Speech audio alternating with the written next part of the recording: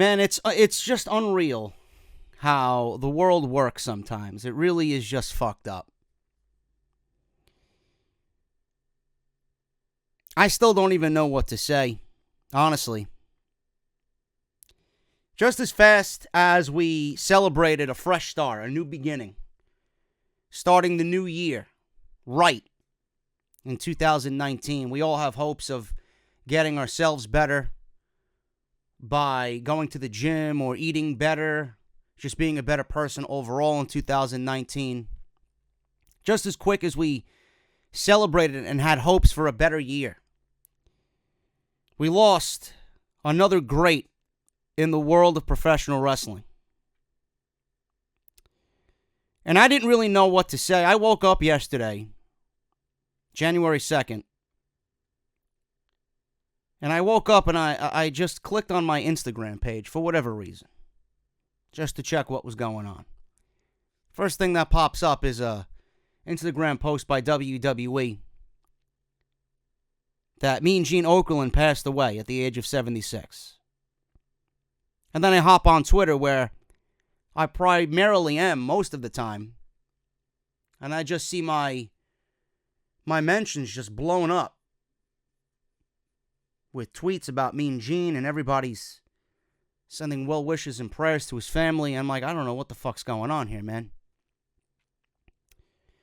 2018 was a terrible year for wrestler deaths, and I didn't really want to start the first podcast of 2019 off by remembering Mean Gene.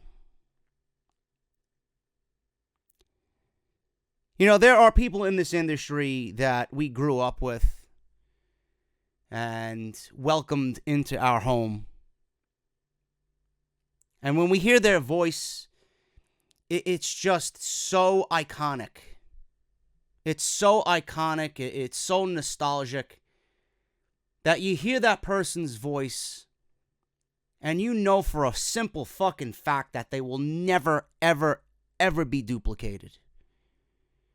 There are very few in this industry that will ever be duplicated. Mean Gene is in that company. Bobby the Brain Heenan, we lost last year. The greatest color commentator that will ever exist in this sport that we all love. There will never be another Bobby the Brain Heenan, ever. There will never be another Gorilla Monsoon. I put Gorilla Monsoon in the Jim Ross category as the greatest that's ever done it behind the microphone.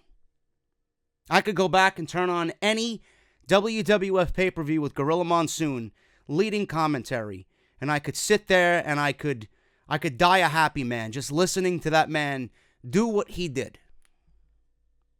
And then they paired him with Bobby the Brain Heenan, the greatest commentary team that will ever be.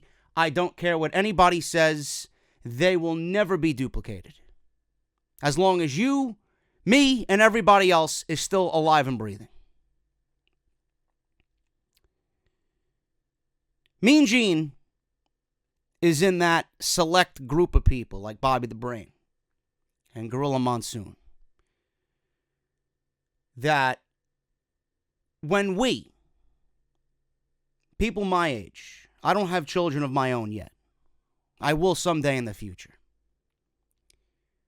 And if you have kids now that are a very young age, I know for a fact after yesterday, you're pretty much just going to go to the WWE Network when they're old enough, and you're going to tell whether it's your son or your daughter, if they're into professional wrestling. This is how it was done when I was your age. This is one of the greatest of all time.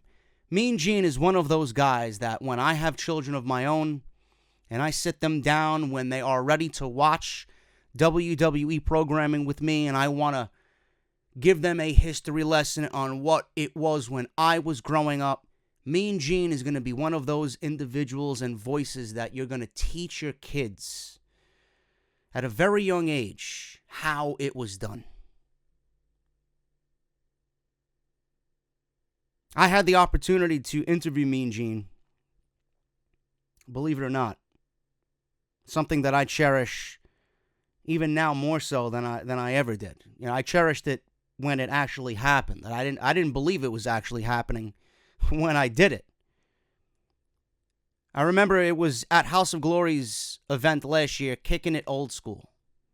And they brought in Gene to sign autographs and meet and greet people. It was just a blast from the past, just a great time, great atmosphere. Everybody was just super excited because everybody loves that feeling of old school. And you can't get old school without having Mean Gene. He was there, and Brian XL came up to me. Brian, who owns House of Glory with Red. Brian came up to me. He's like, man, I want to get you an interview with Mean Gene. I want to put it on Instagram and Twitter, and I want to put it on the YouTube channel. I'm like, shit, you got to be kidding me, man.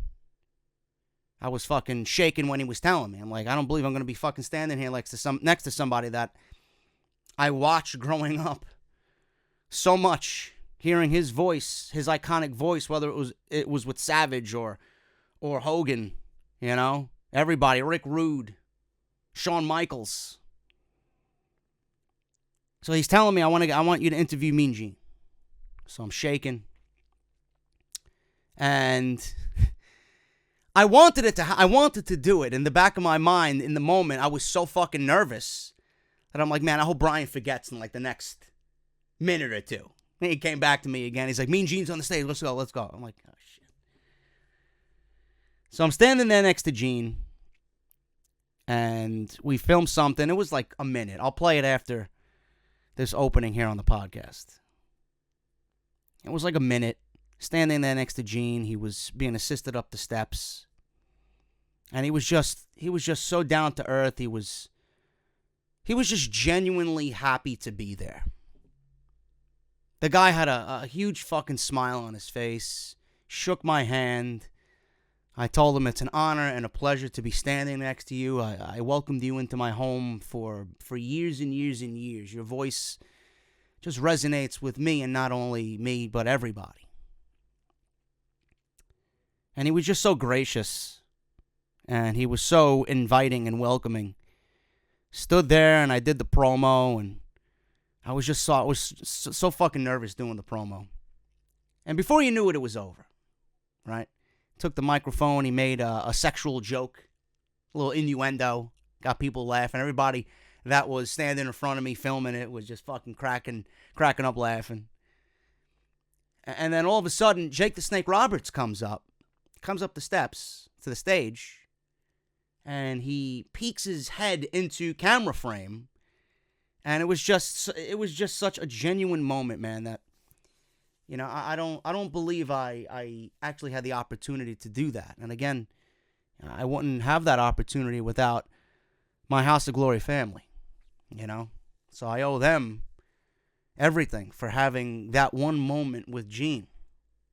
And it's moments like that you're going to cherish forever, because you don't know if it's ever going to be the last time. And now he's not here. But apparently his family is reporting that he fell at his home and everything just took a turn for the worse. He had 3 kidney failures and they operated on him. And it was reported yesterday that he died due to natural causes at the age of 76. Now, I want to go over a little bit of his history. Not too much, but I'm pretty sure everybody's going to be talking about their favorite moments of Mean Gene and, how just he was a part of everybody's childhood. He was born Eugene Arthur Okerlund. Mean Gene Okerlund. I was always wondering where he got his nickname from, Mean Gene. Everybody, especially when I met him, man, the most loving, genuine, just down-to-earth guy. How did he get the name Mean Gene? Well, he was in the AWA. He was with the AWA for several years. And while he was in the AWA, he got the nickname from Jesse the Body Ventura. It was just a take on words, mere irony. Because everybody considered Gene to be one of the most friendliest, most down-to-earth, nicest guys that you could possibly ever meet in the business. So Of course, it came from Jesse Ventura. Mean Gene Okerlund was the nickname that Jesse gave to Gene Okerlund.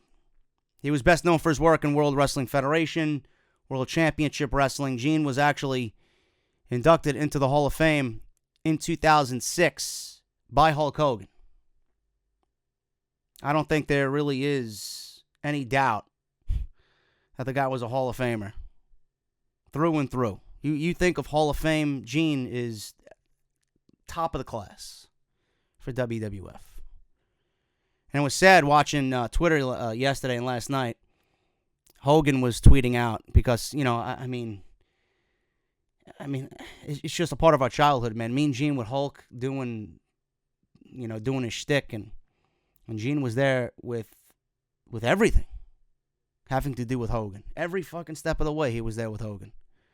Through his days in WWF to when he ultimately turned heel with the NWO, Gene was right there.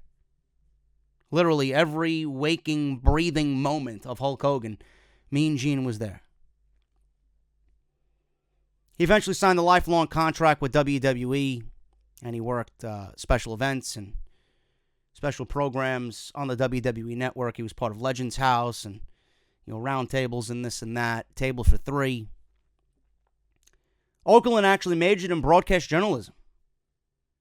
I actually tried to do that as well. I tried to, right out of high school, I took the year off, and I went to Western Connecticut State University for a year, and I'm there, and I'm feeling like it's not for me. I can't sit in a classroom, so I dropped out, and I went right to the workforce, working my ass off. So Okerlund actually majored in broadcast journalism. Soon after, he landed a disc jockey job at a Omaha, Nebraska radio station called K-Oil. Okerlund would later move to Minnesota, working at a local radio station, and then in 1970, he entered the world of professional wrestling. Started off with the AWA. Joined the AWA, and he actually started off not as what we remember him. He started off as a ring announcer. He filled in as a temporary for their regular ring announcer back in the day, and then he became their permanent replacement by the end of that decade and stayed with the AWA until 1984. Now, I was only 2 years old. I was 2 years old in 1984. I was born in 82. And like I mentioned, and many other people, during that time growing up, he became the voice of our generation in the 80s for professional wrestling. And I mentioned already, everyone my age, if you don't have kids or not, even if you do have kids and they're not old enough to watch professional wrestling yet, you're going to go back and show your children, one of the greatest voices that will ever be. A voice that will never be replaced in this sport. And he joined World Wrestling Federation soon after, in 1985. He was with the WWF for 9 years and was their top interviewer, as we all know. He hosted shows like All American Wrestling and Tuesday Night Titans. Gene actually sung the national anthem at WrestleMania 1. And then in 1985, he, along with Hulk Hogan, Bobby the Brain Heenan, Ricky Steamboat, Davey Boy Smith, the Dynamite Kid, and Big John Studd actually appeared on the A-Team. Okerlund then appeared at SummerSlam 1993. You guys remember that event where the infamous Jerry the King Lawler and Bret the Hitman Hart match happened, where Jerry the King Lawler hired Doink the Clown to just completely fool everybody, thinking that he got into a car accident on the way to the arena. It was also the same event in which Lex Luger failed to win the WWF Championship from Yokozuna. That was the last event for Gene Okerlund in the WWF, and he finally made his last appearance on an edition of WWF Superstars. He then left, his contract expired, and everybody wondered why he never re-signed with the WWE. Apparently, in an RF Shoot interview, he probably could have renegotiated a contract, but he was actually never offered a contract, and he lost all communication with Vince McMahon in the very last few years that he was with the company. Now, I couldn't really find anything as to why that was, why he was not on speaking terms with Vince McMahon. I don't know why. I would love to know why. So if you guys have any insight on that, please fill me in. I'm sure the other podcasts that pay homage to Gene Okerlund might have some information on that. But I found that to be very interesting, that he had not been on speaking terms with Vince McMahon for the past few years, that he was in the WWF, but he was contracted with that company. I find that to be unbelievable. So obviously, after his WWF days, he went on to WCW. He debuted in November of 1993 on WCW Saturday Night. I used to watch WCW Saturday Night when I spent the nights over my grandparents' house. I used to go into my grandma's bedroom and watch Saturday Night. Saturday Night. In 1996, his contract expired with WCW, and he was off television for 2 months in the fall of 1996. His final appearance for WCW was at Fall Brawl in September of 1996.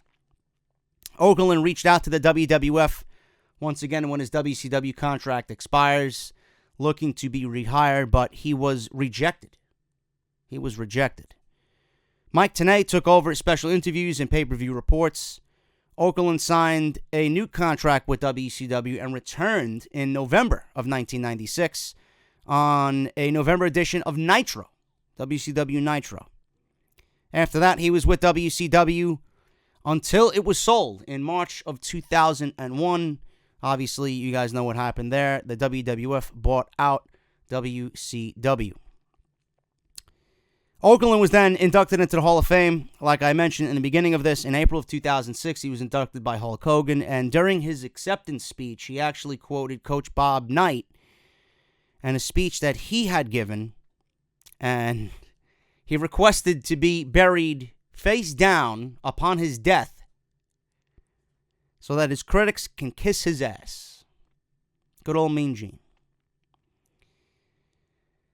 That's just a little about Gene. I didn't want to go too much into everything, but you know, his voice just resonates with everything from Hogan to the DiBiase's, to the Savages, to the Rick Rudes, to the Bret Harts, to the Shawn Michaels, to the Mr. Perfects, and everybody in between. The guy just has a voice that never... It's just an unbelievable accomplishment. A voice that will never, ever, ever, ever be recreated. There's nobody that will be in the WWE or will be in the future in the WWE that will even come close to what Gene Okerlund did. Gene Okerlund added so much to literally everything, whether it was a pre-match promo building hype, whether it was a post-match promo building importance on a certain something, or just getting somebody over by the way he interacted with everybody. It was just the way he interacted with everybody that just kind of brought out the best in everybody. Like every time he spoke to somebody, whether they be big or small, on the scale or on the ladder of WWE, he just made it feel like it was the most must-see thing at that time. You know, I don't have one particular moment with Mean Gene that I actually can go back on and think, oh yeah, that's my favorite. You know, I loved his interaction with Hulk Hogan. You know, I loved his interaction with Hulk Hogan when Hogan turned heel. Because Mean Gene, I guess we kind of lived vicariously in that time when Hogan turned on WCW and joined the NWO, Hall and Nash. The way he came off, we kind of lived vicariously through him. Gene's emotions and Gene's questioning and Gene's tone kind of told the story and resonated with everybody. Why? Why? You know? I remember, like it was yesterday, the 1992 Royal Rumble, where he tells that goon to put out the cigarette during that Ric Flair promo when Ric Flair won the WWF title in the Royal Rumble in 1992. One of the greatest promos ever. Ever. One of the greatest promos that Ric Flair ever cut. I remember back during the 1993 King of the Ring, where Bret Hart beat Razor Ramon in the first round. And Razor stomped on his hands. And Mr. Perfect had a first-round match with Mr. Hughes. And the only other time that Mr.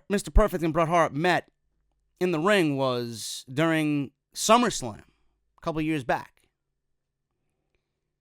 And Mr. Perfect got past Mr. Hughes because of a disqualification. At that time, Mr. Hughes was feuding with The Undertaker, and Harvey Wippleman, his manager at the time, had Paul Bearer's urn.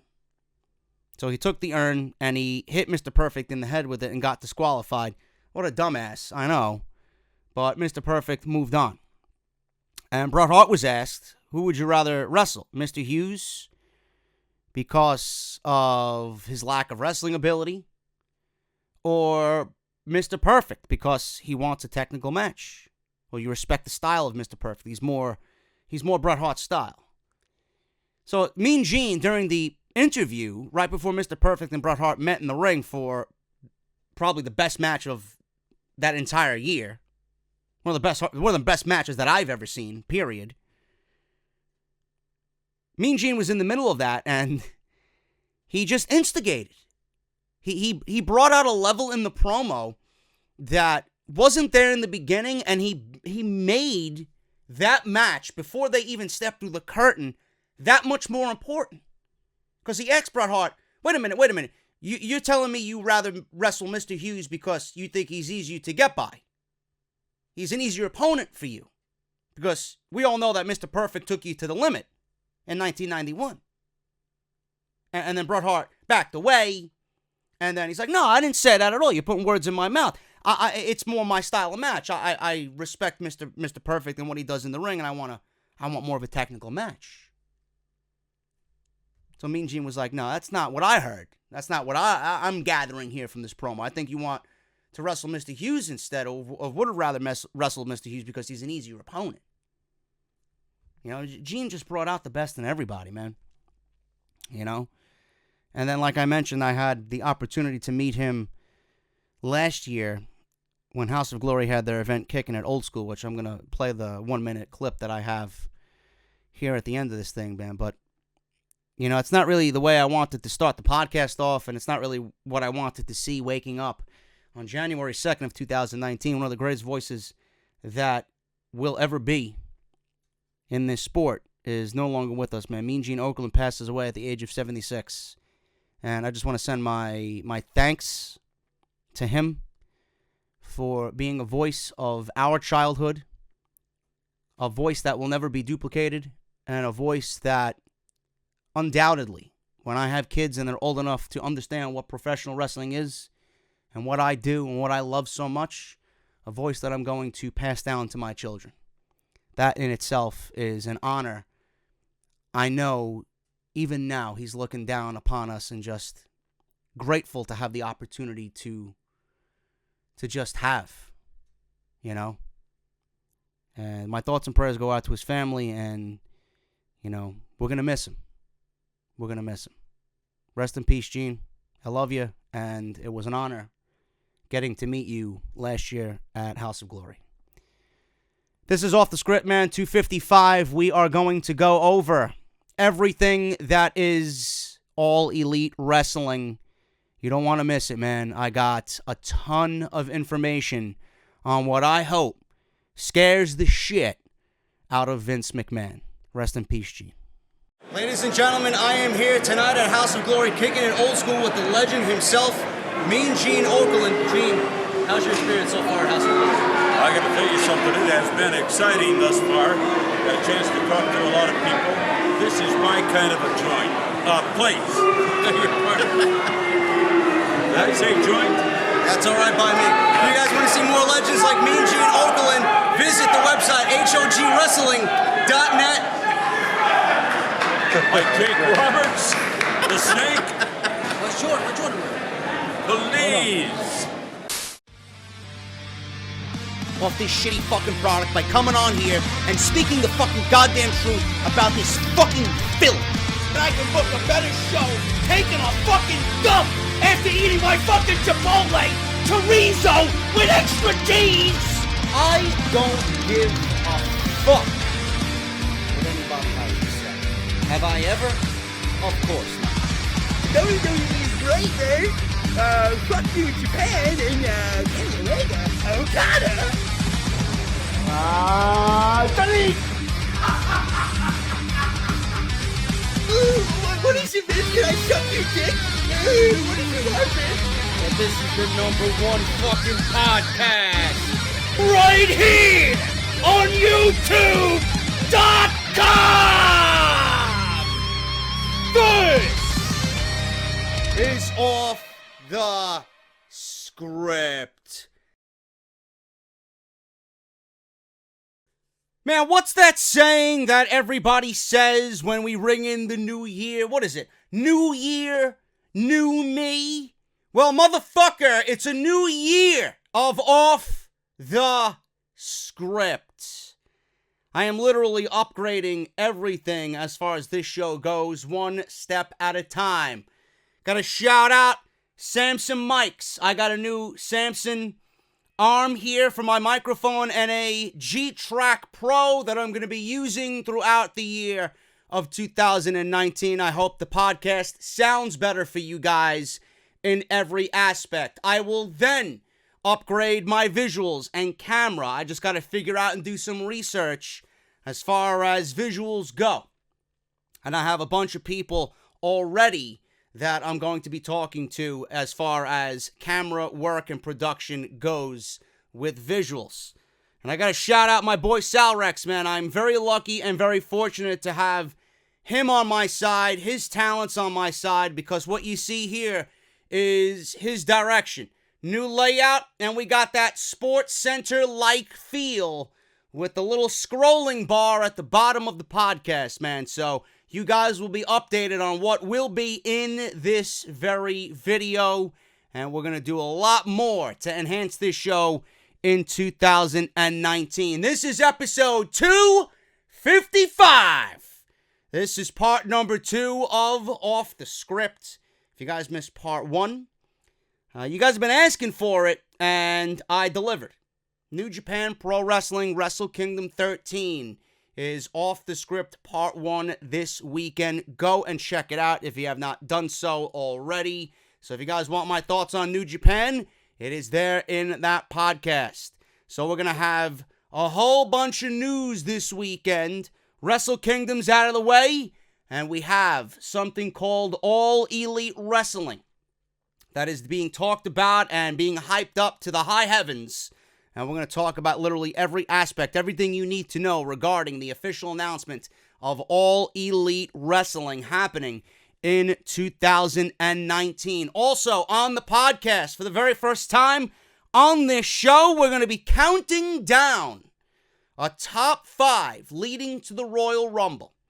So, on part 2 and part 3 of Off the Script, part 3 is normally the lesser of the viewed videos during the podcast. But I want to get you guys to watch. So we're going to be counting down my top 5 greatest Royal Rumble endings of all time. Today at the end of the show, starting with number 5. And that's going to correlate with the Royal Rumble in 2019 as we head towards Phoenix, Arizona, and the 2019 Royal Rumble. Thank you guys so very much for supporting the podcast, man. It's going to be a new year. I hope 2019 is as successful as 2018 was, and I would not be here without you guys. So thank you so very much for everything, guys. I really, really appreciate it. Follow me on social media, man. Social media is the best way to keep up with JD and everything that I do here. Social media, at JD from NY206 on Twitter, on Instagram. Same thing, JD from NY206 on Twitch. JD from New York. Hit that subscribe button down below and turn on that bell for all notifications. And if you guys want to support the podcast, it's optional. You don't have to do it. It's there if you want to. Patreon.com/JD from NY206. It's the only way to get exclusive content not available on YouTube and Off the Script early, man. So thank you guys so very much for all your support on Patreon. Another great way to support the show is through Barbershop Window. Barbershopwindow.com/offthescript. 18 shirt designs in total. And when I say we have the best looking t-shirts in the podcast game, I mean every fucking word of it, man. Barbershop Window is the official online store for Off the Script. You guys can save some money. If you guys want to go get one of those 18 designs, you can use code BSHOP10 for 10% off all of your orders, man. Every single order, BSHOP10. barbershopwindow.com/offthescript.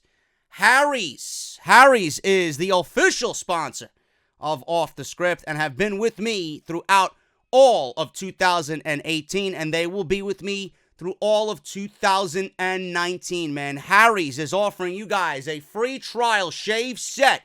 All you have to do is use our unique link, harrys.com/script. And what you guys are going to get is the following. You're going to get a razor handle, a color of your choice, optional. You guys have the power. You can choose whatever color you want, the navy blue, the orange, or the evergreen. You're going to get one razor blade. And when I'm talking about these razor blades, man, it's the world's best blade. Harry's owns one of the world's best blade factories, and they are able to break the decade-long cycle of big brands over-designing and overcharging for blades, and they're doing things the Harry's way, focusing on high quality, great prices, and customer satisfaction. They have a team in Germany with more than 600 German engineers, designers, craftsmen, and production workers building and operating these custom blades, man. Precision is key, and you're going to get that with Harry's. You're going to get a blade, a generous 2-ounce bottle of their shave gel, which smells great, but it soothes, it hydrates, and it feels so fantastic on your skin. Once you apply it to your skin, you're going to feel a nice tingling sensation, and you're going to be like, wow, man, I can't wait to shave my face. And then you guys are also going to get a protective case as well for your blade. Harry's offering this for free. All you guys have to do is pay the shipping and handling. harrys.com/script. Do it now and support Off the Script. I have to make mention here. I have to make mention because it's a new year, but it's not going to be a new Raw. So I had Salrex make a new award.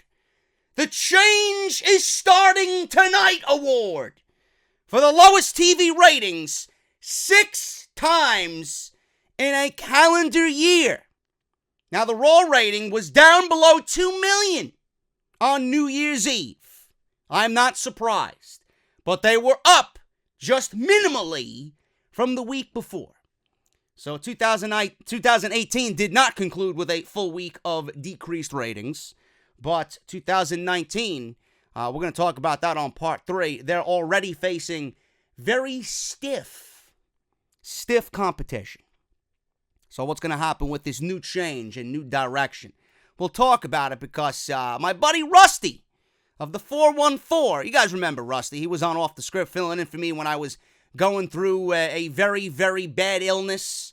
He filled in on a Sunday episode of Off the Script. He brought something to my attention as far as Vince McMahon goes that we're going to talk about on Sunday's episode. Very interesting, man. It's the same old shit from the McMahons, but 6 times in a calendar year, the lowest TV ratings, Raw beat their record. I just don't believe it. I just don't believe it. And people still are giving this company a pass, a bye, and are coming up with excuses to defend Raw. I don't believe it. But if you guys want to hear my thoughts on the last episode of Monday Night Raw, as well as SmackDown Live, and everything in between, you guys can actually go on the channel right now. I got videos that you might have missed. Raw, SmackDown, and I even did a top 10 year in review. My top matches of 2018 in the WWE. And I went over the best and worst of WWE in the entire year of 2018. Go and check that out. Link will be provided to you in the annotation that you see in the top right corner of your screen. So if you guys missed that, please go and check all that stuff out. Let's hit the news, man. I got news on All Elite. Are you going to be Elite? If it's coming to Tuesday nights, you better guarantee it. I'm going to be All Elite. I am going to be All Elite with Cody and the Young Bucks, man. All Elite Wrestling announced on Being the Elite everything you guys need to know as far as the official announcement for All Elite Wrestling. Let's start from the beginning. All Elite Wrestling officially launched on midnight, New Year's Eve into New Year's Day on midnight on an episode of Being the Elite. Now, the episode ended with a timer counting down on the phones of Cody Rhodes, the Young Bucks, and Adam Hangman Page. They held their phones together to reveal the new AEW logo and the name of their next special, which will be called Double or Nothing. Now, I was at All In, and I know Cody had mentioned on a follow-up to All In, you really can't create history in one night. You gotta go double or nothing. So here we are, sitting in 2019 with the AEW logo now official, the company official, and the Double or Nothing name official for their first event as a brand new company. Now, if you guys look, I've been doing a lot of research on everything All Elite Wrestling all week for this particular episode of Off the Script. If you look, and I heard this from a few people on Reddit, I heard it from a few people on Twitter, if you look at the Double or Nothing logo, the D in double is a possible hint, or according to these people, a possible hint of where Double or Nothing could be. Now, if you look at the logo, you see the poker chips there in the logo, and I'm automatically thinking Las Vegas. JD in Vegas, let's do it. Let's do it. I love to walk around the Luxor, give Chris Angel a piece of my mind. You know, I love to be walking the strip with a nice cold Guinness in my fucking hand, man. Or one of them big glow-up, light-up guitars that have nothing but alcohol in it. I'll be there fucking air guitaring like Elias down the Vegas Strip. Drunk as a fucking asshole, you know? But I'm thinking Vegas. But according to some people, if you look at the D in double, it looks like a Detroit Tigers, the MLB team, the Detroit Tigers D. And that could be a possible hint that Double or Nothing could take place in Detroit. Now, if you look at where the Red Wings play, I believe the Detroit Red Wings, their hockey team, plays in Little Caesars Arena. WWE just held SmackDown Live there. Little Caesars Arena holds around 20,000 people. Now, All In did roughly about 10,500, 11,000 people. Right? That would certainly live up to the moniker Double or Nothing. They're going from the arena that they held All In Chicago to Detroit that holds double the amount of people. Could be a correlation there. I don't know. I think people are really stretching with this announcement. Like, everything we hear is absolutely 100% speculation. They have this fan rally on the 8th in Jacksonville, and SmackDown Live is going to be in Orlando. SmackDown Live is going to be in Orlando live on Tuesday. And they're holding this fan rally in Jacksonville, Florida on the 8th. So I find that to be very interesting. Now, like I mentioned, a Double or Nothing rally was announced on social media. You guys can watch it all over their social media. You guys can go to the Young Bucks on Twitter. You guys can go to Being the Elite on YouTube. Cody's Twitter, Brandy Rhodes' Instagram. You guys have multiple ways to watch this rally live. They just announced it. It will be live. So they announced it on social media after Being the Elite was released on YouTube, where they made the official announcement. The rally will be held at TIAA Bank Field with a special announcement from the Elite on January 8th. The Young Bucks, Cody, Brandy, Cody's wife, and SoCal Uncensored, Christopher Daniels, Frankie Kazarian, and Scorpio Sky were shown in the advertisement for the rally posted on their Twitter accounts. It will be streamed, like I mentioned, and those platforms have just been announced. Now, I mentioned this when I talked about it on my Raw review because people wanted my initial thoughts about All Elite Wrestling being announced. I mentioned this one very noticeable aspect about who was missing from the Being the Elite episode. Now, Kenny Omega was not featured in the advertising for the rally, nor did he take part in the being the elite reveal during that particular episode at the end of the episode. Now, I made mention of this could be a clue as to what's going on, and it was just mere speculation on my behalf. You know, I don't want to sit here and say that Kenny Omega's going to the WWE. I would rather him not go to the WWE, because it would just be another aspect on top of everything else that's happening that would have WWE shaking in their boots. They're not going to admit that they're afraid, and they're not going to really acknowledge anything, but you know that they have fucking snipers on rooftops looking at what this shit is going to do in 2019. They have fucking eyes everywhere on the elite for All Elite Wrestling. So don't be fooled. Don't be fooled. Now, I don't want to sit here and tell you that Kenny Omega is not going to the WWE. He could very well go to the WWE, and if there was ever a time to explore that option, it certainly is in 2019. I mentioned that Roman Reigns is not there. He could walk on into Monday Night Raw and legitimately be the face of that company on night one if they wanted him to. And if you're going to sign someone like that for the money that I'm sure they're going to throw at him, you better believe he better be the number one guy. And I made mention of him possibly being in the WWE. There are a lot of people who are skeptical, rightfully so, because the creative on Monday Night Raw is fucking god-awful. The creative in WWE is god-awful. But I don't want to sit here and tell you that Kenny Omega is going to fail in WWE. People are automatically saying that he's going to fail because of the creative. But, I mean, look at AJ Styles. Realistically, look at AJ Styles. Has AJ Styles been that bad in WWE? They've pushed AJ Styles every fucking month since he's been there.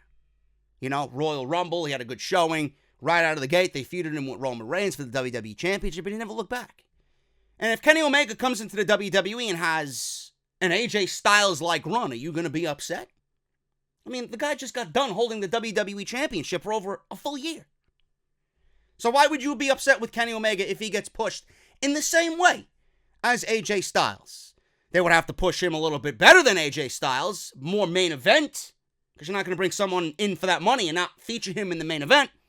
But if he has anything similar to what AJ Styles has done, I don't see why people would be upset. But it's all going to be on him. Is he going to want the big money contract? Is he going to want to be the man there? Are they going to give him that title of being the man? Or does he want to continue being loyal to New Japan?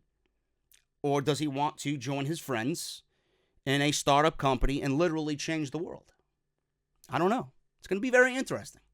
It's going to be very interesting because his contract's up at the end of this month on January 31st. Now, PW Torch has confirmed that several independent wrestlers have signed holding deals with All Elite Wrestling. Now, these deals convert to full deals once they get funding of a TV deal. Tony Khan, and by the way, Tony Khan and the Khan family, his father, worth $7.4 billion. Vince McMahon's net worth is $3.5. So the Khan family in this huge investment has double the amount of resources financially, monetarily, than Vince McMahon. Now, Tony Khan, the son of NFL Jacksonville Jaguars owner Shad Khan, is going to be running the company. He's a huge wrestling fan and has told people he was a big fan of WCW. PW Torch has confirmed that BJ Whitmer, who just recently left Ring of Honor, will be working behind the scenes of All Elite Wrestling. Whitmer posted several AEW-related images on his Twitter earlier in the week. Now, once these deals convert to full deals, they are very good deals for independent talent, with the floor being a six-figure deal. Dave Meltzer of the Wrestling Observer newsletter has reported that Cody has signed with the promotion, and the Young Bucks are expected to sign soon, if not already, on January 8th during this rally in Jacksonville, Florida. SCU, Hangman Page, are expected to sign deals as well in the very near future. signing deals. It's going to be a big deal for All Elite Wrestling. These are going to be multi-year deals. This is not no 6-month contract. This is not a pay-by-appearance deal. These people are being locked into serious long-term contracts. 2 years is a long fucking time, okay, to be with a company. Some people don't even last 6 months with a fucking company. 2 years, that's a long time. You get a lot done in 2 years. So you know that there's going to be a commitment to this thing if they're signing talent, the company is, to 2 years. Now, what this is going to do, I can only assume, is this is going to raise the eyebrows and perk the ears of WWE. And it's going to open their wallets, too, because they're not going to be able to scour the independent scene and sign guys to 6 months or a year and pay them minimally at $45,000 to $50,000 a year. These guys in AEW are getting 6-figure deals. No more are the days of WWE shelling out minimal financials for top-tier talent, expecting big bucks and big bang in return. No, it's not going to happen. So what this is automatically doing already, it's giving everybody in the sport a completely new option if they don't want to be held down by a big corporate company like WWE and still be able to make unbelievable money in this sport. It's great. I love it. This is fantastic, not only for the wrestlers, but it's fantastic for the fans too, because we're finally on the verge of getting a true alternative against the WWE. Now, PW Torch sources familiar with the TV landscape. AEW is going to need a big TV deal to sustain the contracts they are offering to talent. They don't currently have a TV deal in place, but the group must be confident in getting one, giving the announcement that we've heard, and the money they will be paying out to talent if the deal is landed. Now, from what I heard, I'm going to talk about the TV deal in a second. This is a report coming from PW Torch. I have everything that you need to know about All Elite Wrestling. So they're hopeful to land a TV deal, and that is going to be a necessity if this company is going to go anywhere. And with the networks that I'm hearing, my God, this is going to be explosive. Absolutely explosive. And I don't give a fuck what anybody says. It's going to leave the WWE really thinking about every move they make. Now, the TV deals are one thing. The group is confident that they are going to get a TV deal. As far as running events without a TV deal in place, the common thought from sources is that AEW will run Double or Nothing sometime in the spring and be a follow-up to All In, and it will be used on Being the Elite as a way to promote it. So it's pretty much going to be All In 2, Double or Nothing. And I can't wait to see what is announced with that, if they're going to do the same thing that we seen in Chicago, with the Podcast Row and the Starcast and all that stuff. I'm not really sure on that. More information may be available on January 8th when they have their rally. Now, sources have noted that the group is massively popular and is capable of building up to special events, but there is some skepticism as to whether or not the group can sustain a full touring schedule around 50 dates like Ring of Honor does. The key AEW wrestlers weren't able to boost Ring of Honor's attendance, including after All In when Ring of Honor ran the Death Before Dishonor pay-per-view later in September with largely the same roster of talent. Ring of Honor ended up running in front of a much smaller crowd when they left that venue, which only holds around 1,000 fans, to put on an event at the much larger Orleans Arena.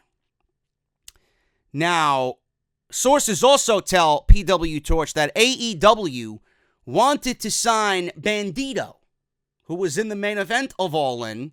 They wanted to sign Bandido, but they were outbid by Ring of Honor. Now, WWE also had interest in signing Bandido. I don't know what the fuck for. The only thing that WWE wanted Bandido for was to keep him away from everybody else. Don't be fooled by anybody else reporting this story saying that, Bandido could be great in WWE. No. I would not want to see First of all, I'm not even all that familiar with Bandido outside of what I've seen in clips on YouTube and what I've seen it all in. So, for WWE to want Bandido, for what? What the fuck are they going to do with Bandido? Where's he going to fit? 205 Live? Where everybody goes to die? Even though it's been a much better program, you're going to put someone like that on 205 Live when you got guys already on WWE television stating how unhappy they are. Grand Metalik came out and held a poll, which he soon deleted, on what he should do as far as the next career move. Should he stay with WWE or should he go back to Mexico? People are unhappy about how they're being used on WWE. They brought in guys like Grand Metalik, and they didn't use him. I don't know where the fuck he disappeared to after the Cruiserweight Classic. I don't know if there was a visa issue. I don't know if WWE just didn't have creative plans for him, or they just forgot that he was on the roster and said, oh shit, look at this guy. Let's pair him with the other guys who wear masks. But no, you're going to bring in Bandido for what? Is he going to be the fourth honorary member of the fucking Lucha House Party? Not really something that I would like to see from Bandido. A guy who I'm sure has aspirations and goals in the world of professional wrestling. And 205 Live is probably not one of them. I could see Bandido succeeding on NXT. That's the only thing I could see from Bandido. But anything else? The only reason why WWE wanted him was to keep him away from everybody else. Hey, we'll give you a big contract. Don't sign with anybody. That's all that is. It's a joke. It's a joke. Now, Bandido, this is a very interesting thing. I'm not sure if anybody else is talking about this. Bandido was wanted by All Elite Wrestling, but he chose Ring of Honor instead. Now, why did he choose Ring of Honor? Well, the deciding factor for Bandido to sign with Ring of Honor was because there was no TV deal in place with AEW. Ring of Honor was able to offer him a set amount of dates at a guaranteed rate right now. Bandido's making good money with Ring of Honor, and Ring of Honor got his services. Now, the Young Bucks and Cody Rhodes bid farewell to Ring of Honor at Final Battle. That was it. Goodbye. We'll see you later. They did not say goodbye to New Japan in any aspect. Now, I know the Young Bucks were on Wrestle Kingdom. Cody Rhodes was on Wrestle Kingdom. I don't know if there's going to be a working relationship with any other company in the United States or a working relationship with New Japan. That is going to be another completely huge story in its own right. I know there was a story that All Elite Wrestling and Impact Wrestling were in talks.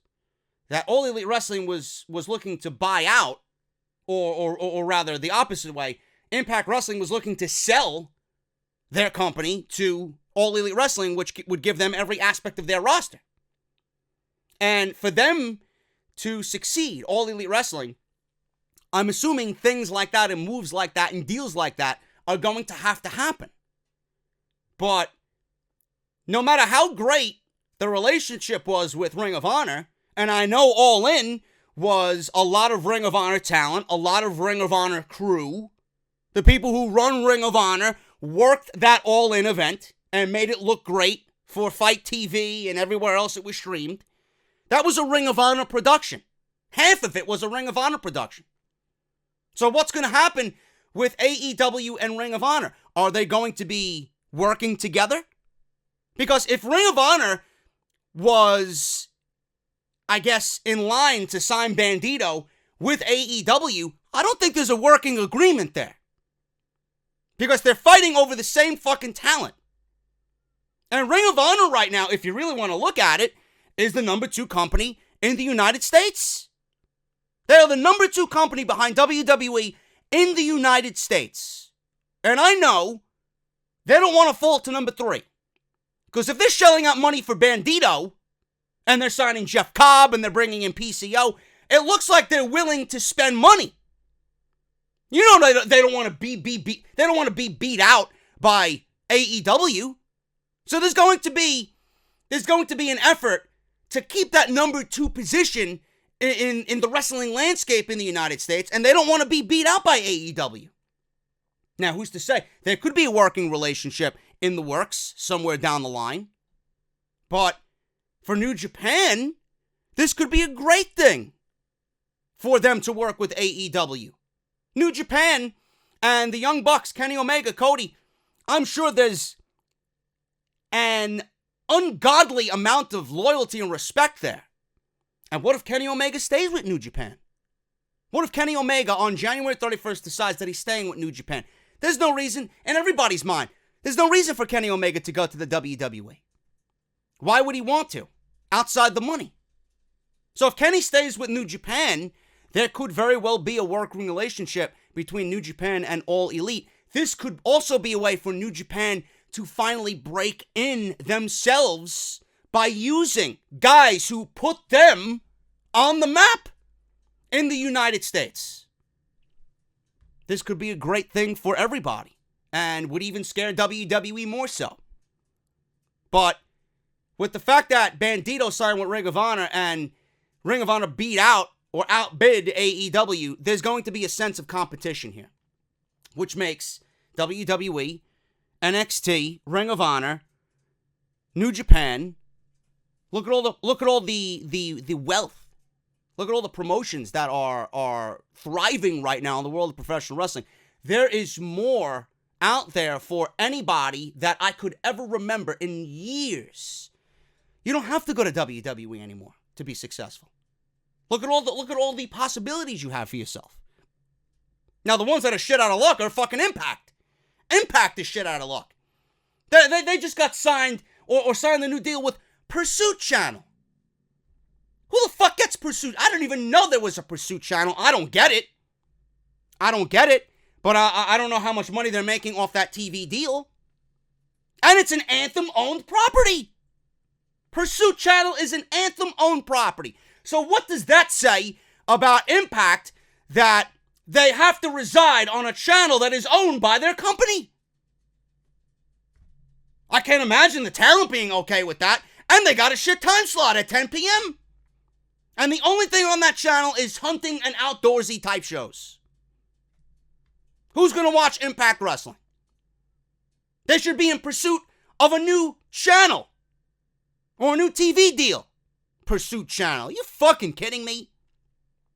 So the rumors of them wanting to sell to AEW, I believe every fucking word of it. Because why the fuck not? How are they supposed to build any exposure? They automatically get dropped down several spots in the pro wrestling ladder. WWE, AEW, Ring of Honor. If AEW is working with New Japan, forget about it. They're pretty much going to be irrelevant. Irrelevant. And talent on that show, after their contracts are up, disgruntled.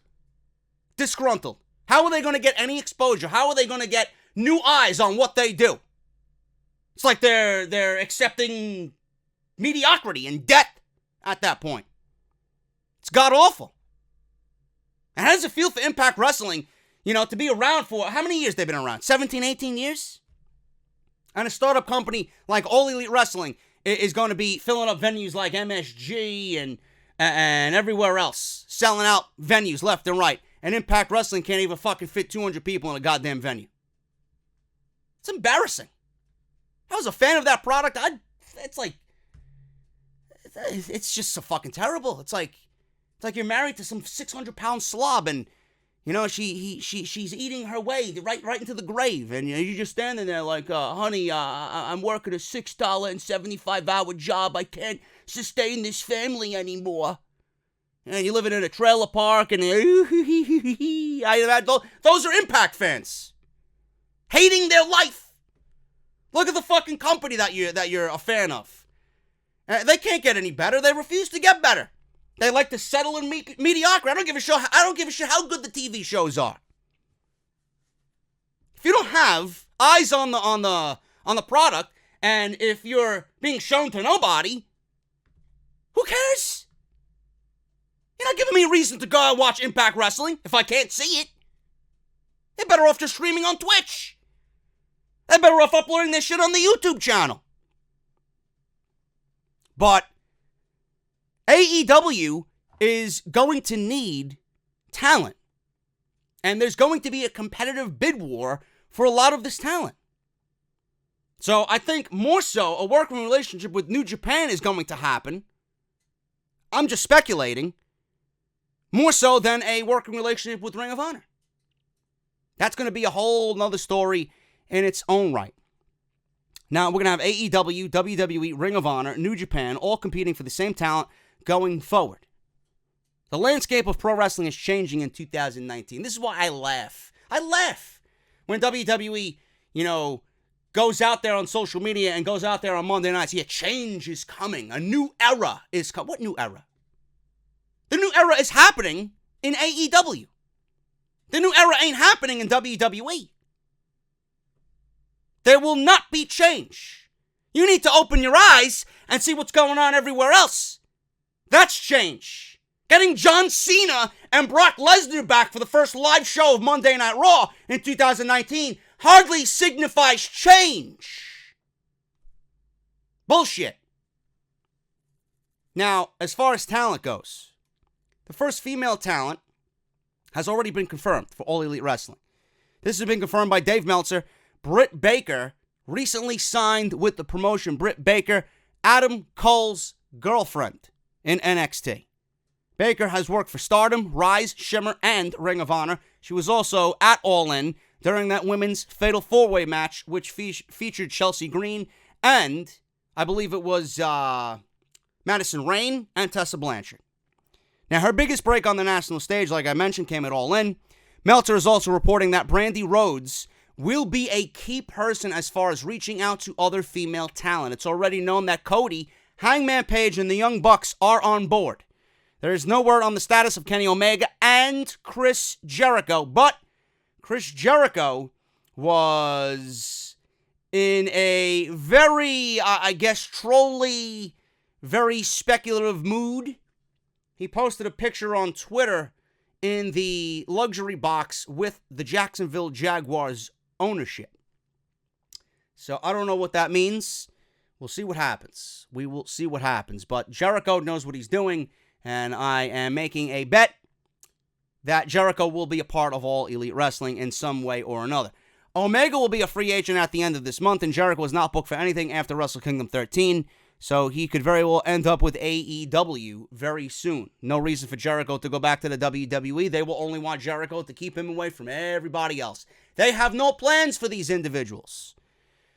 Now, like I mentioned, some recent social media posts seem to hint that he's leaning towards AEW. Marty Scurll is signed with Ring of Honor through late April. As soon as that's up, I expect him to join AEW. Now, Dana, the wife of Matt Jackson, will be a key person in regards to AEW merchandise. She will take care of all that, which she has done for the Young Bucks, and that is going to be her role in the company. All Elite Wrestling reportedly also has Dave Meltzer in the palm of their hand. They have Dave Meltzer in their pockets. Now, Brad Shepard of the Oh You Didn't Know podcast addressed this on AEW. Shepard said the reason for much of the anticipation for AEW might be due to the fact that one of the internet wrestling community's top names is in collusion with the Elite. Now, he says, and I quote, "What is going on right now, it's very clear that the people running AEW are co-opting the wrestling media. It's a complete conflict of interest when you're a journalist and you're an analyst giving your opinion on things, and you're also promoting the product." Well, he says, let me stop right. He says that, and yes, I do agree with that. I do agree with that, but, if something, I honestly think with Meltzer and Alvarez, if something is bad, they will say it's bad. It's not because Meltzer is working with All Elite Wrestling that he's going to be sucking their dicks every chance he's got. For fucking Christ's sake, the Young Bucks named their finishing move after Dave Meltzer. So, outside of whatever they got going on, there's a friendship and a bond there. So, of course, they are going to want to fill their friend in on what is going on. And this led Brad Shepard to say that there's an agenda. He says, and I quote, "You have an agenda. Look, 2 different sources have told me that Dave Meltzer is a consultant for AEW, but is not getting paid. I'm just going to put that out there. Seriously." I feel like, yes, Brad Shepard is speaking the truth. Yes, there is, it's not fair to be a journalist and an analyst and then give your opinion on things, but also know that you're in the company's pockets. Not literally, but, you're friends with the Young Bucks, so you're doing them a favor. And being an analyst, it's tough to really give a true opinion of everything that's going on. It's always going to be positive, positive, positive, positive. It's not good. You can't really do that. But as far as Meltzer and AEW goes, they're close. Or Meltzer and the Elite, they're close. Like I mentioned, the Meltzer driver is the Young Bucks finishing move. There is a little bias there. But it also sounds like Brad Shepard is kind of jealous. Because AEW right now, and I doubt, it's very unfair to say, oh, the hype for AEW all relies on what Dave Meltzer and the Wrestling Observer does. It's everybody. It's a collective effort. It's me, it's you, it's everybody else in the community. And it's because we want change. It's not relying on Dave Meltzer and the Wrestling Observer to generate hype for the fucking company. It's everybody. We all collectively want an alternative. We all want a difference. We all want to find something else that is not WWE. Because WWE isn't giving us what we want. This is what we want. We want new. We want something exciting. We want something fresh. We want something with a new direction. We want something that's going to give us a feel of this is professional wrestling. WWE has not done that, and I haven't felt that way about WWE in a very long time. The only way I get that is if I watch NXT. I want more of that. I want more of what I see on Wednesdays, on Monday and Tuesday. So it's unfair for Brad Shepard to be saying, oh, Meltzer's in the Elite's pocket. All the hype and buzz around this company is reliant on Dave Meltzer. No, it's reliant on everybody. So in the end, yeah, he may be right that there's some collusion, and it's not really fair to be a journalist and an analyst and then be in their pocket. But I also sense some jealousy. Because everybody's talking about All Elite right now. This is the big topic. This is the big keyword. All Elite. This is the big buzzword on social media and on YouTube, on Google. Everybody's looking up all this shit about All Elite Wrestling. Everybody wants to be the first. Everybody wants jobs. I've seen some people go out there and ask for jobs. Sounds like a little jealousy. A little envy. If you ask me. So, I don't really give a shit. It's everybody coming together as a community who's building hype for everything that's going on. But All Elite Wrestling, you gotta give it to them. They're playing smart. They have literally everybody in the palm of their hand. And that's not the first time Brad Shepard's been outspoken about Dave Meltzer. Everybody's like, who got the news first? Why are you stealing from me? This and that. Bullshit. So you know that there's some envy or jealousy there. All Elite Wrestling. We talked about the TV deal. All Elite Wrestling reportedly talking to Time Warner for a possible TV deal.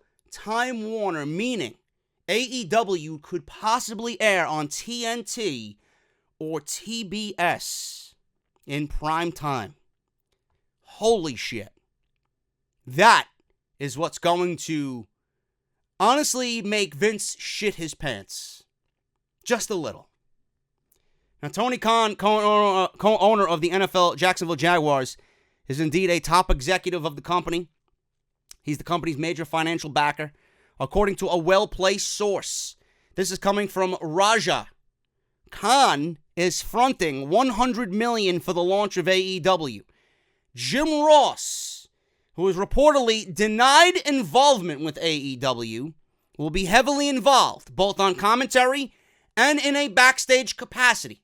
Ross is likely not commenting on this situation because right now, technically, he's still under WWE contract. He can't say anything until his contract is up in April. JR will not be renewing his contract with WWE, so you can expect once he's officially free from the ball and chain, his involvement will be public. Now, sports agent Barry Bloom, who already represents many prolific talent in the industry. I believe he also represents Goldberg, which I'll talk about in a second. I believe, I'm not sure if he's linked to The Rock. I could be wrong on that.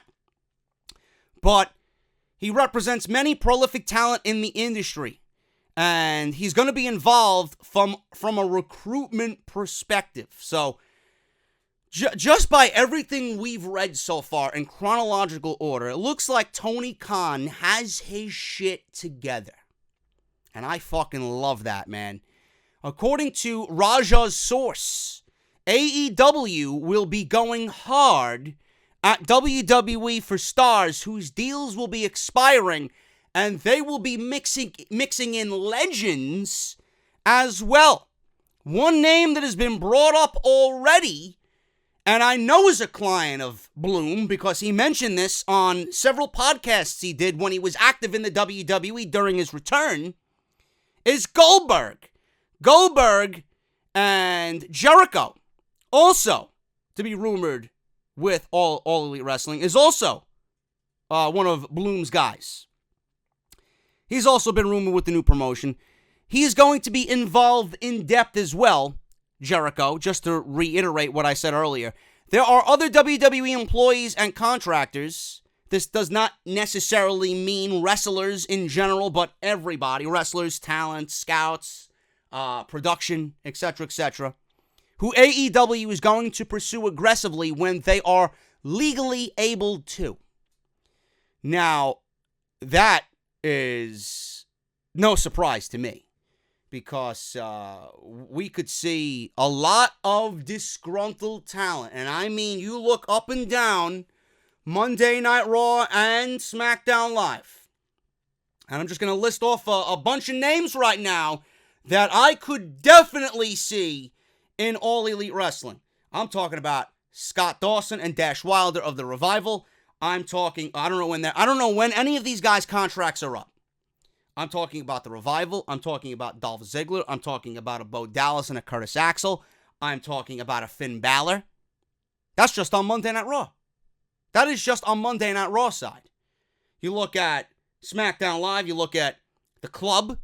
Now, it's been reported by Meltzer that their contracts are not up until September, so they're going to be with the WWE for a little bit. But, I don't expect All Elite Wrestling to get clearance for a TV deal until then anyway. You're talking about Tuesday Night Dynamite, one of the words or phrases or shows that they copyrighted. I don't expect this show or TV deal or the company to be in our faces in that way until the fall of 2019 anyway. I don't expect them to be on TV until SmackDown moves to Fox. That's when they'll take the Tuesday night time slot. So by that time, the Club could end up in All Elite Wrestling, and we could have a nice, generous roster to look at. You look at Andrade Cien Almas, who has stated to literally everybody 2 times now that he's unhappy with WWE. And he's unhappy with the way WWE pushed it. First in NXT, where he was in discussions with Alberto Del Rio, and Del Rio told him to stick it out. Then it was reported by Super Luchas, who reports on, Lucha Libre, that he was talking or in conversations with his very good friend Roosh, who's working with MLW, that he's unhappy. Because WWE was in talks or wanted to scoop Roosh away from MLW. Andrade Cien Almas could thrive in All Elite Wrestling. What about Dolph Ziggler? What about Shinsuke Nakamura? What about a guy like Samoa Joe when his contract is up? I don't know when his contract is up, but you got to wonder, You know, if Joe isn't going to get an opportunity in WWE, could he find an opportunity in All Elite Wrestling? I don't know. What about guys like Sanity? Or Ty Dillinger?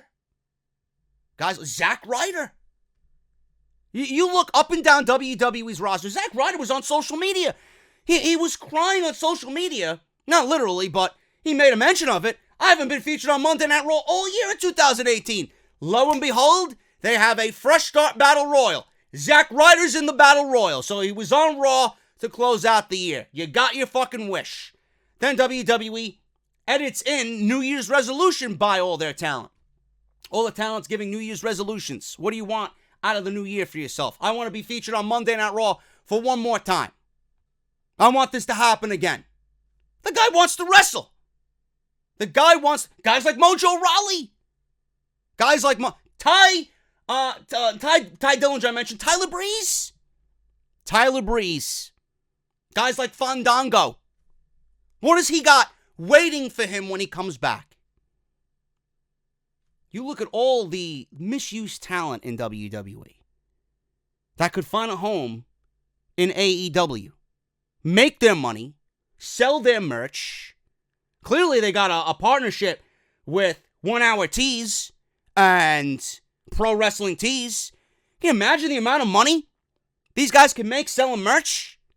And through contracts, these big multi-year contracts that Tony Khan has given out? Get good on creative, get a fresh start, creatively be used the right way. It's a no-brainer. It's a no-brainer for these guys. I mean, there's no excuse for WWE to mishandle Shinsuke Nakamura, or Finn Balor, or Dolph Ziggler. Ty Dillinger was brought up. For what? What was he brought up from NXT for? Same thing with Tyler Breeze. Those guys can find a new home, a new lease on life in a new company, make their money, and be booked creatively like they've always wanted in WWE by people who fucking care. This is why I can't wait for something like this to happen. As a fan, just to see these ex-WWE or these possible, I'm not going to say they're going to be ex, but possible superstars go to a new company and succeed. There's no better fuck you than going somewhere else and showing your old company, this is what you fucking missed out on, man. The fuck were you doing all these years? Why was I the product of no creative? Or why was I the product of a political issue? Because you didn't like the way I looked, or you didn't like this, or you didn't like that, you didn't like my character. I don't want this to be about any of that. I want these guys to succeed, and I want to see these guys fucking wrestle. These guys, the Young Bucks, Cody, and everybody else involved, want to put on the best wrestling product possible. And I think that's where all the excitement comes from, because I think me and what I just said resonates with everybody. It just resonates with everybody. Now, Cody and the Young Bucks have been announced as executive vice presidents of All Elite Wrestling, and we are told, or Raja is told, that they will focus mainly on wrestling and not necessarily in the creative aspect of the promotion. That is yet to be determined. But it was previously rumored that AEW was working on a national TV deal. Per sources of Raja, Khan is indeed using his connections to work on a prospective TV deal, and one of the networks that they are negotiating with is Time Warner to have AEW air on TBS and or TNT. That is unbelievable. Now I know fucking that clown Ryan Satin. Like the guy's got eyes everywhere. Like, he's got no fucking life. Like, he found Goldberg recently followed with the announcement of AEW. Goldberg recently followed the All Elite Wrestling Twitter account, and he followed the Jacksonville Jaguars. Now, it could be a coincidence, you know, but I don't think that Goldberg really gives a shit about anything in professional wrestling outside of what he did in WWE. Now, like, why would he care about anything that's going on after what he recently did in WWE? He was never a lifer. He was never, you know, a guy who wanted to ingrain his life in pro wrestling. So why does he give a shit about what happens in AEW? I guess he might be interested, or something might pique his interest, or he might want to know what's going on, who's going to get signed, do I know him, do I not know him, whatever. But Ryan Satin figured out that Goldberg, or found out Goldberg was following AEW and the Jacksonville Jaguars, so there seems to be something up there. And that goes in with AEW wanting to mix in legends. Now, you hear people already talking about, oh, this is not, I don't want this to be TNA all over again when they were trying to compete with WWE. This is not going to be a TNA thing. This is going to be a great thing for everybody. TNA had garbage management. Garbage management. I don't think that's going to happen here with All Elite Wrestling. But I did mention that if they're going to get a TV deal, they do not need to worry about what WWE is doing. Stay in your lane, do what you do, put on a good product, people will come, you will make noise without even realizing it. Without even realizing it. Now, after everything I just mentioned, they are planning to go hard at WWE talent. They are planning to go hard at WWE talent. WWE might have AEW invading their space. With the Khan family money, All Elite Wrestling could turn into some stiff competition before they even blink. Now, several top WWE superstars are reportedly paying very close attention to All Elite Wrestling. Raja is reporting that All Elite Wrestling is planning to go hard at WWE superstars who have contracts coming up. This rush for talent to fill a roster for a prospective television show might prove to be very exciting as everything comes together. It's also being reported that the company plans after going or plans on going after legends as well. So we don't know what's going to happen with that. That's a wait and see game, but I just wanted to reiterate that it is being reported that they are going after WWE talents when those contracts are up. One final major news story here as it concerns All Elite Wrestling. Okay, and I want to get into this right after the word I give on Audible. audibletrial.com/offthescript. You guys love Audible. And I know because we ended the year really, really good. Audible is giving you guys 30 days free of their service to you. That's free, free. They're giving you 30 days free and one free audiobook of your choice. All you have to do is this. Go to our unique link, audibletrial.com/offthescript. Go through the sign-up process. Download the app on iPhone or Android devices, and boom. You guys got Audible for free for 30 days and your choice of one free audiobook. Over 200,000 audiobooks to choose from, a lot of which are wrestling-related. We are a wrestling-related podcast, so I'm assuming you guys are going to be interested in the world of pro wrestling, but you guys have over 200,000 choices to choose from. But the best thing is, if you guys don't like Audible, if you feel like Audible is not for you, you can cancel within that 30 days and not be billed, and you will keep your audiobook for free. audibletrial.com/offthescript. Let's start the year off strong. Thank you to you guys for checking out Audible, and thank you for Audible just being there. This is now our third year with audibletrial.com. Finally, guys, let's go over this last story. This is a doozy. This is a doozy. Now, we all seen AJ Styles drop the WWE Championship, and it was reported that he was tired, he was exhausted, his body is getting older, he doesn't know how much longer he could keep doing or working the style that he is. He is looking for a Randy Orton-like schedule. He wants to tone it down. He wants more time at home. He wants to take it easy. He wants to give WWE what he's got left, but he wants to take it easy. He don't want the touring schedule. He don't want to be at every house show. He wants to just do what he needs to do and be home with his family. So he gave the WWE Championship to Daniel Bryan. That was his choice. And we were told that AJ was in the middle of contract negotiations. Now, AJ's contract isn't up until April. But I am pretty sure that WWE, especially with the news now, WWE is talking to AJ and wanting to get him signed, sealed, and delivered. This is only good for AJ. If AJ holds out and doesn't sign anything, this is better off for AJ.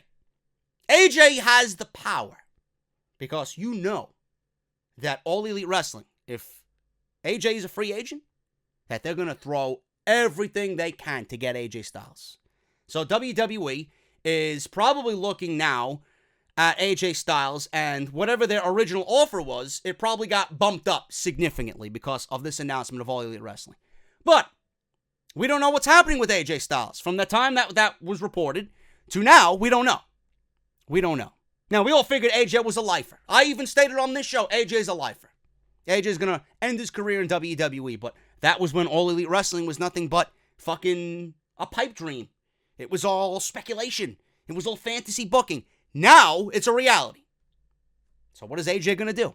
Well, AJ could possibly leave WWE for All Elite Wrestling. This is coming from PW Insider. AJ Styles is going through a bit of a change in WWE as he now has a new nickname, The Real AJ Styles, which I find to be incredibly cringe, and he's no longer WWE champion. His contract is running up in April, and Dave Scherer said on PW Insider Elite that Styles has another option with All Elite Wrestling, and he would absolutely fit in with what they want to do. Several popular superstars I mentioned are paying very close attention to what's going on with All Elite Wrestling, and you know AJ Styles is going to be one of those people. Now, in preparation for a performer such as AJ Styles, this could result in a huge business move if done correctly. All Elite Wrestling could give Styles a great chance to remain active in professional wrestling and work a much lighter schedule. We don't know what their touring schedule is going to be. If they do live shows every Tuesday night with Tuesday Night Dynamite, that could be the style schedule that he's desiring. I don't know. And if they do tour, how many shows a year are they going to do? Compared to WWE's 300. It's not even going to come close. So, this could be a great deal and a great move for AJ Styles if he wants to remain active in the wrestling business and work a much lighter schedule. Mike Johnson then chimed in about how much damage AJ Styles has already done to his own body. If a veteran like that is looking to wrap up his time in the ring, the big question is where he will call his home for the remaining last years of his career. And this is what Mike Johnson said. He says, and I quote, "Listen, he is toward the end of his career. When I interviewed him, he talked about if there's anything differently he would have done in his career, he would have gone to NXT. I asked him if he regretted not spending time in NXT because he went right to the main roster at the Rumble. He went, and I quote, no, because I've put in a lot of my time and mileage on this body and I only have a limited time left and I'm getting older. He's towards the end of his career. He's got a family. So if I'm AJ Styles, this is how I look at it. If I'm going to sign a deal, I'm going to sign with the expectation that it's the last contract I'm going to sign. So what's going to give me the most bang for my buck?" End quote. Now, I understand that AJ still wants to wrestle. I understand that AJ wants more time at home. But if you look at it, I'm sure the biggest determining factor in AJ in signing anything is going to be what is best for his family. He wants to make sure that his family, off of everything he's done, is completely set. And with the WWE, there's no question in my mind he's going to be offered something that's going to set his family up for life. If AJ is committed to the WWE and he's going to sign with the WWE, AJ will still be with the WWE when he's not wrestling anymore and retired, and they're going to take care of his family. That is probably what it's all going to boil down to. Do I think AJ goes to All Elite Wrestling? No. Because he's the main player in this entire situation now. With his power, he can do whatever the fuck he wants. WWE now has their backs against the wall, and if they want to keep AJ Styles, yes, they want him for TV because he's one of the best wrestlers in the world, but they also don't want one of the best wrestlers in the world to go to All Elite Wrestling and burn it down over there either. So WWE has their backs against the wall now, and they're going to have to shell out more money, deservedly, for AJ when they didn't intend to be spending that much money. They probably had a set amount in mind, and now that significantly took an increase. Only time will tell what AJ does next. He could, take a part-time deal and take the money in WWE. You never know what he could decide, or he could go help out the Bucks, Omega, or whoever, Hangman Page, Cody, and go do Double or Nothing.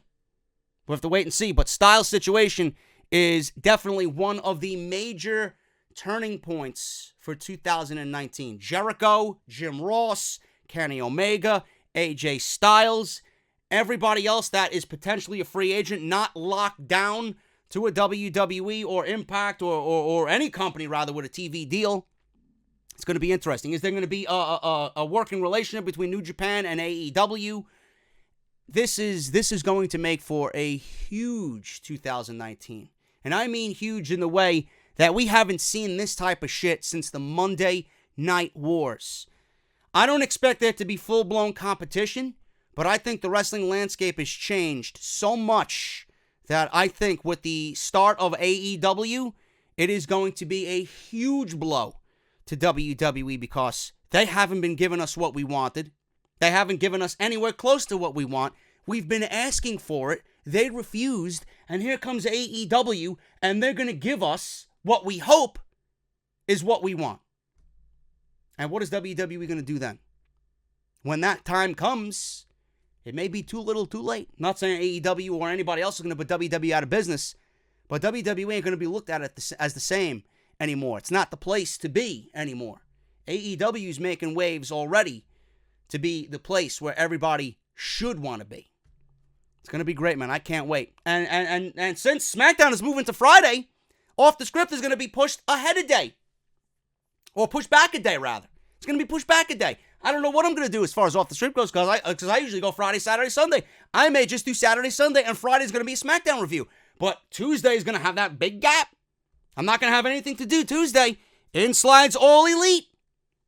We got All Elite covered, and I'm going to keep you covered on everything All Elite Wrestling right here on Off the Script. Thank you guys so very much. I hope you enjoyed this first podcast of the calendar year, episode 255. We will be back with part 3 of Off the Script tomorrow. And what we got on part 3, we're going to talk about WWE reportedly has big plans for the first Raw of 2019. Sami Zayn, on the same side of the fence, defends the Raw creative team on a recent episode of Talk is Jericho.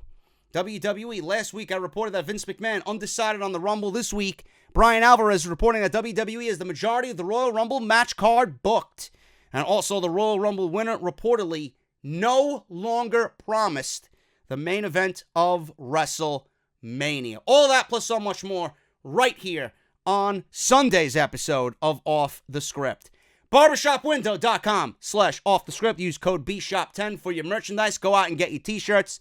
Thank you to everybody that did in December. You guys will be getting a shout out on tomorrow's show. Harrys.com/script and audibletrial.com/offthescript. That's my sponsorships there. Take care of those guys. They have certainly taken care of you all year long. Let's make it the same in 2019. Follow me on social media, man, at JD from NY206 on both Twitter and Instagram. Follow me on Twitch, JD from New York, patreon.com/JD from NY206, and hit that subscribe button down below for all content. Hit that bell, turn that bell on. If you guys want podcasts like this, coverage of Raw, SmackDown, NXT, All Elite Wrestling, and gaming content, you guys know what to do, man. Hit that subscribe button and turn on that bell for all notifications. If you guys missed my top 10, link is in the annotation that you see in the top right corner of your screen. Thank you so much. Hit that thumbs up, and I'll see you guys back here on Sunday for part 3 of episode 255. I'll talk to you guys later.